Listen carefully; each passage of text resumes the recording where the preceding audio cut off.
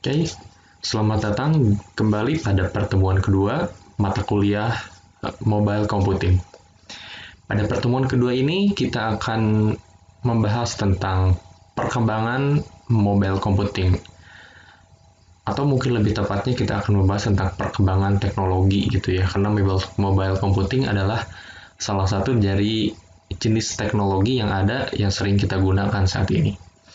Itu cuman ini lebih spesifikasi lagi membahas tentang mobile computing, yaitu aplikasi yang bisa kita bawa kemana-mana, bukan aplikasi, teknologi yang bisa kita bawa kemana-mana, yang bisa membackup segala jenis pekerjaan kita, sehingga kita menjadi lebih produktif dengan adanya mobile computing ini. Nah, pada pembelajaran kali ini saya tidak akan menjelaskan tentang slide yang ada di sini gitu ya, dari pertemuan kedua ini. Saya hanya akan menambahkan beberapa informasi ataupun mungkin hal yang ingin saya sampaikan kepada teman-teman di sini, karena untuk materi ini sudah dibuatkan videonya oleh dosen kita yang lainnya, dan juga sudah saya cantumkan videonya pada link pada video pembelajaran, dan juga ada beberapa video yang saya ambil dari YouTube yang berkenaan dengan materi yang akan kita pelajari nih di pertemuan kedua ini. Gitu. Nah, kita ngobrolin tentang teknologi nih. Teknologi kan nggak ada habisnya ya. Teknologi itu nggak pernah diam, nggak pernah tidur gitu. Teknologi terus-terusan berkembang dari satu abad ke abad lainnya gitu, dari satu tahun ke tahun yang lain, dari satu hari ke hari yang lainnya. Dan para peneliti di bidang teknologi juga, mereka itu terus-terusan melakukan upgrading atau updating, balik itu dari segi software maupun dari segi hardware-nya, untuk menciptakan sesuatu yang baru, untuk menciptakan teknologi-teknologi baru yang lebih mutakhir. Seperti itu. Nah, kita belajar dari sini, dari perkembangan mobile computing atau mobile komputer di sini juga, bahwa mobile computing itu idenya itu tahun 1970. Kemudian tahun 1894 Guglielmo Marconi, yaitu seorang bapak radio pertama yang menghasilkan gelombang radio jarak jauh gitu kan. Kemudian 1958 pertama kali dibuatkan jaringan nirkabel. Nah, dari sini juga kita sudah bisa melihat bahwa ya, tahun 1958 muncul jaringan nirkabel, kemudian tahun 1970 muncul, dari sini dulu, tahun 1894 itu munculnya gelombang radio. Kemudian 1958 itu muncul jaringan wifi gitu ya, jaringan nirkabel. Kemudian 1970 itu muncul mobile computing. Berarti dari sini 1890 sampai 1970 itu kurun waktu sekitar sekian tahun lah gitu ya, teman-teman itu sendirilah. Itu kan berarti kalau kita sendiri yang menciptakan gitu ya, dari gelombang radio sampai mobile computing kan lumayan ya, untuk bisa membuat hal itu gitu, dari jaringan nirkabel sampai kemudian munculnya mobile computing saja itu dekat waktunya gitu, jaraknya itu sudah sangat dekat. Itu berarti memang teknologi ini tidak berhenti untuk terus-terusan berjalan maju. Cuman ada masalah yang kemudian datang, tidak hanya dari teknologi itu sendiri, karena teknologinya terus-terusan maju, cuman kita ini kan manusia hidup berdampingan dengan manusia yang lainnya. Kadang selalu saja ada kepentingan-kepentingan dari setiap, maupun itu organisasi gitu ya, atau perorangannya. Nah, kepentingan-kepentingan ini kadang ada yang bisa mendukung dengan kemajuannya teknologi, kadang ada yang menurut mereka kalau teknologi ini ada, maka kepentingan mereka jadinya terhambat nantinya, seperti itu. Nah, hal-hal seperti itu sebenarnya kalau misalkan teman-teman fokus gitu ya, teman-teman fokus kemudian ingin sekali untuk terjun ke dunia IT, menciptakan sebuah program untuk mobile computing atau untuk web ataupun apapun nantinya yang berjenis teknologi yang mungkin bisa ada manfaatnya dan juga ada yang diuntungkan, ada yang dirugikan dari hal itu gitu ya. Contohnya dari hal yang diuntungkan, teman-teman berarti bisa, misalkan teman-teman bikin sebuah aplikasi mobile gitu ya, misalkan teman-teman bikin sebuah alat yang bisa mempermudah orang untuk bekerja gitu misalkan ya, bekerja itu apapun saja, apapun itu gitu ya. Kemudian alat itu bisa meminimalisir pengeluaran sebuah perusahaan gitu, pengeluaran administrasi perusahaan itu bisa diminimalisir karena dengan alat itu bisa menggantikan para pekerja gitu misalkan, sehingga perusahaan tidak perlu lagi mengeluarkan kos atau biaya untuk membayar para karyawannya karena sudah digantikan oleh robot seperti itu. Itu kan berarti menimbulkan sebuah keuntungan bagi perusahaan dan juga kerugian bagi para buruh gitu kan, para pekerja sehingga mereka kehilangan pekerjaannya, dan dengan kehilangan pekerjaan maka mereka berpikir lagi bagaimana untuk mereka bisa menghidupi keluarganya sehari-hari seperti itu. Nah, itu ada sebuah keuntungan dan juga ada kerugian yang diterima hanya dengan diluncurnya sebuah teknologi seperti itu. Kemudian lagi selain dari itu ya, mungkin ada hambatan-hambatan yang lain jika kita membicarakan tentang teknologi, bahkan ada keuntungan juga ada hambatan. Nah, balik lagi seperti video yang dari Agung Hapsah gitu, yang dia menceritakan tentang atau membuat konten tentang teknologi zaman now, kalau nggak salah judulnya. Saya juga nanti akan cantumkan ya di video pembelajarannya sebagai acuan atau sebagai penunjang bagi teman-teman supaya bisa lebih membuka lagi gitu ya pemikirannya tentang ternyata dunia tuh bekerja seperti ini gitu. Kita tuh gak bisa terus-terusan ya bergantung dengan orang lain gitu. Kita tuh harus bisa berpikir secara kritis, kita harus bisa melihat peluang dari setiap hidup kita harus bisa melihat ancaman yang ada di dalam hidup kita gitu. Seperti itu. Nah, saya berbicara seperti ini juga itu adalah untuk sebagai stimulus bagi teman-teman nantinya, karena kan teman-teman nanti akan lulus dari dunia perkuliahan, nggak mungkin selamanya kuliah kan teman-teman. Nanti teman-teman akan masuk ke dalam dunia kerja, di mana dunia kerja itu tidak seindah yang teman-teman pikirkan. Mungkin kalau dulu kita balik lagi flashback ke belakang, kalau dulu kita waktu kecil kita ingin cepat dewasa, kita ingin cepat besar. Buat apa? Karena kalau kita bisa cepat besar, maka otomatis kita nggak perlu lagi, maksudnya kita bisa bebas untuk melakukan apapun. Mungkin teman-teman yang suka ngerokok bebas buat ngerokok gitu ya. Terus teman-teman yang suka main bebas buat main, karena kalau kecil teman-teman pasti dicari main malam sedikit, pasti dia cari sama ibu-ibunya, sama orang tuanya gitu kan. Kita main bola semakin dipanggil buat mandi, siap-siap buat ngaji, seperti itu. Nah, waktu kecil teman-teman ingin cepat dewasa, ingin cepat bebas gitu, ingin cepat merasakan kebebasan, tidak ada lagi dalam kekanan orang tua. Gitu. Kemudian teman-teman masuk ke dalam dunia sekolah. Gitu. Teman-teman masuk ke dunia sekolah, teman-teman mulai sekolah, belajar hal baru, mengenal teman baru.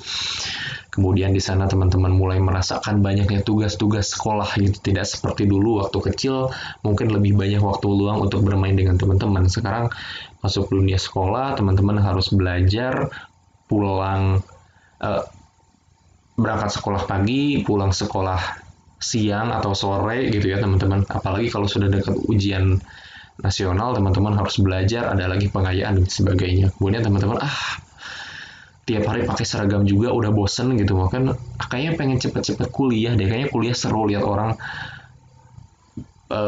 bisa berpakaian bebas gitu, bajunya nggak perlu pakai seragam, rambut bisa dipanjangin, kemudian belajarnya tidak dari pagi sampai sore. Kemudian dan banyaklah hal-hal lain yang mungkin teman-teman idamkan saat dulu masih di bangku sekolah, dan melihat orang yang kuliah kayaknya mereka lebih bebas daripada anak-anak sekolah gitu kan. Dan sekarang teman-teman kuliah dan mulai merasakan bagaimana jadi mahasiswa. banyak sekali tuntutan yang harus teman-teman laksanakan, mulai dari tugas yang lebih banyak daripada saat teman-teman sekolah dulu, dosen ataupun pengajar yang mungkin waktu sekolah dulu teman-teman dibimbing gitu ya. Kalau misalkan tidak mengerti, maka akan dikasih tahu gini loh caranya dari step dari A sampai dengan Z. Kemudian teman-teman kuliah, teman-teman dituntut untuk bisa belajar mandiri gitu. Dosen hanya memberikan materinya seperti ini, kemudian kerangka belajarnya seperti ini, kemudian teman-teman kembangkan sendiri bagaimana teman-teman untuk bisa belajarnya, untuk mempelajari hari itu. Dan itu malah bikin teman-teman tambah pusing, mungkin seperti itu gitu ya. Kalau yang nggak belajar mungkin teman itu cetek lah gitu kan. Nah, begitu juga dengan dunia yang belum teman-teman jangkau sekarang, itu dunia pekerjaan setelah teman-teman lulus. Mungkin sekarang kuliah bosan, pengen cepat nikah, pengen cepat kerja supaya punya penghasilan sendiri. Ya itulah apa ya namanya? Itulah mungkin bayangan-bayangan indah teman-teman saat mungkin lulus nanti teman-teman sudah punya pekerjaan, punya uang sendiri, kemudian punya gebetan, punya pasangan, nanti nikah dan hidup bahagia, punya keluarga kecil, punya 2 anak kecil gitu kan, 1 cewek 1 cowok, kalian setiap weekend hangout sama keluarga masing-masing gitu kan. Pulang kerja ada yang ngerawat teman-teman gitu kan, yang cowok mungkin kalau pulang kerja nanti ada yang siapin makanan, kalau pagi ada yang siapin makanan, siapin baju buat pekerjaan dan sebagainya. Ya itulah bayang-bayang indah tentang kehidupan nanti gitu ya setelah mungkin teman-teman kerja. Tapi balik lagi, flashback lagi ke belakang. Dulu juga waktu kecil teman-teman pengen kayaknya kalau udah dewasa seru gitu ya. Cuman waktu sekolah kayaknya waktu kuliah lebih seru, dan sekarang waktu kuliah kayaknya pengen nikah aja, kayaknya pengen kerja aja, pengen cepat lulus dari dunia perkuliahan ini. Mungkin ada binarnya, mungkin ada kelirunya juga, ya mungkin nanti teman-teman bisa membuktikan sendiri seperti apa. Cuman saat ini adalah anugerah nih, kan kata orang ya, ada yang bilang, ada yang bikin quote juga, masa lalu itu adalah pembelajaran, masa depan adalah misteri, masa sekarang adalah anugerah. Jadi teman-teman silahkan nikmati masa sekarang gitu ya. Cuman teman-teman juga harus mulai mempersiapkan untuk masa depan. Masa depan itu seperti apa? Tidak ada yang tahu. Cuma teman-teman mulai dari sekarang, hadiah yang teman-teman terima saat ini, yaitu belajar kuliah, belajar tentang teknologi, belajar tentang mobile komputer, ya teman-teman pelajari dengan sungguh-sungguh, karena di depan nanti teman-teman nggak tahu apa yang akan teman-teman hadapi nantinya. Apakah baik atau buruk? Mudah-mudahan baik, mudah-mudahan lancar sesuai dengan harapan teman-teman. Kalau tidak, ya teman-teman berarti harus punya bekal dari sekarang. Gitu.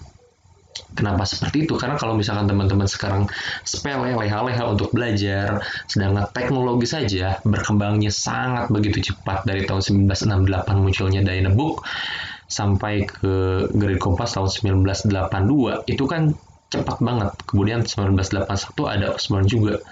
Nah itu kan perkembangan komputer saja sangat cepat, apalagi sudah mulai ketemu polanya bagaimana untuk menciptakan teknologi. Ini kan dari 81, 82, 83, 84, tiap tahun ada teknologi baru yang bermunculan. Seperti itu. Nah, kalau teman-teman tidak punya pondasi dasar minimal pemikiran tentang masa depan, tentang teknologi, tentang critical thinking, maka teman-teman akan tergerus zamannya sama adik kelas teman-teman, sama teknologi. Nah, kemudian bayangan-bayangan teman-teman tentang kedewasaan, tentang masa depan yang indah, tentang pekerjaan yang teman-teman banggakan, apakah benar-benar hal itu bisa terjadi? Kalau misalkan teman-teman tidak belajar dari sekarang, tidak mempunyai pemikiran yang kritis, teknologi yang terus-terusan berkembang, saingan teman-teman yang terus-terusan ada gitu, mereka terus-terus belajar seperti itu. Nah, begitulah teknologi berkembang, ya harus disaingi, harus dibarengi dengan investasi teman-teman tentang pengetahuan juga. Seperti itu. Nah, ini mobile computing adalah berbicara tentang teorinya saja. Cuman teori ini adalah membuat teman-teman untuk bisa berpikir secara kritis bahwa teknologi ini ada, dan terus-terusan berkembang, dan mungkin ini menjadi salah satu ancaman bagi teman-teman di masa depan karena teknologi menggantikan cara kerja secara konvensional. Teknologi diciptakan untuk meringankan beban pekerjaan orang yang diringankan. Cuman ada juga beberapa pihak yang merasa dirugikan karena lahan pekerjaannya diambil oleh teknologi. Nah, teman-teman tinggal memilih aja nanti apakah teman-teman ingin menjadi sisi yang lahan pekerjaannya diambil oleh teknologi atau teman-teman yang menciptakan teknologi dan membantu orang-orang yang mungkin tersisihkan oleh teknologi. Kemudian teman-teman bisa menciptakan lapangan pekerjaan baru, bisa membuat sebuah teknologi baru gitu kan, karena teknologi juga tidak seutuhnya mengambil pekerjaan orang lain, karena pasti ada teknologi baru yang bisa membackup itu semua. Misalnya di pabrik sekarang sudah menciptakan teknologi baru sehingga karyawan tidak dibutuhkan lagi, sehingga mereka nganggur gak tahu ngapain. Kemudian muncul lagi sebuah aplikasi baru misalkan seperti Gojek, Grab, di mana semua orang tidak perlu punya keahlian, mereka hanya asalkan punya kendaraan dan bisa punya SIM dan bisa keahlian untuk berkendara, mereka bisa punya pekerjaan sendiri asal tekun dan terus berjuang semangat, maka mereka punya penghasilan juga. Nah, begitu juga teman-teman, gitu kan. Apalagi dengan teknologi sekarang yang baru yang sekarang banyak digunakan, yaitu mobile computing, smartphone. Nah, bagaimana teman-teman bisa menciptakan hal-hal baru tersebut, ya, teknologi tersebut, memanfaatkan teknologi tersebut untuk kepentingan orang bersama, orang banyak. Seperti itu. Sama halnya dengan perkembangan teknologi ini. Nah, teman-teman diharapkan jadilah bagian dari salah satu orang-orang yang bisa menciptakan teknologi baru untuk kepentingan bersama, sehingga kita bisa membuat kehidupan ini jadi lebih baik. Seperti itu. Itulah tugas dari kita semua, untuk bisa menciptakan sebuah kondisi yang baik, tidak hanya bagi diri kita sendiri, tidak hanya bagi keluarga atau teman-teman dekat kita, tapi juga untuk seluruh dunia ini, bagi kita, tumbuhan, hewan, pokoknya semua kehidupan yang ada di dunia ini. Seperti itu, dengan adanya teknologi, dengan adanya sumber daya manusia, sumber daya alam, kita bisa saling berkombinasi satu dengan yang lainnya untuk memanfaatkan dan menciptakan sebuah kehidupan yang ideal untuk kita semua. Gitu. Nah, untuk materi ini teman-teman bisa dibaca, kemudian bisa diambil hikmah apa sih yang bisa kita dapatkan dari apa yang kita baca, dari apa yang kita pahami. Oh, ternyata teknologi terus berkembang gitu dari tahun ke tahun, berarti nanti akan muncul resiko seperti ini, nanti akan muncul sebuah challenge seperti ini, tantangan seperti ini. Maka apa yang bisa kita lakukan dengan menghadapi tantangan-tantangan baru di depan? Seperti itu. Gitu ya. Semoga ini bisa membuka sedikit wawasan atau pemikiran teman-teman tentang sebuah sistem dalam hidup kita, bahwa kita tidak bisa terus-terusan hidup dalam dunia kotak yang saat kita jalani sekarang. Pasti dunia ini berubah dan kita pun harus bisa beradaptasi, karena hal yang paling penting adalah bukan cerdas, tapi bagaimana supaya kita bisa beradaptasi dengan lingkungan yang ada. Gitu, karena saat kita bisa beradaptasi, kita bisa diterima oleh segala lingkungan, kita bisa diterima oleh semua kalangan, kita bisa memanfaatkan semua resource yang ada, maka kita bisa menggenggam apapun yang ingin kita miliki. Oke, selamat belajar, dibaca materinya, diperhatikan dan dipahami semua video yang sudah saya taruh di video pembelajarannya. Semoga teman-teman tetap semangat dan terus berjuang untuk menggapai masa depan teman-teman. Wassalamualaikum warahmatullahi wabarakatuh.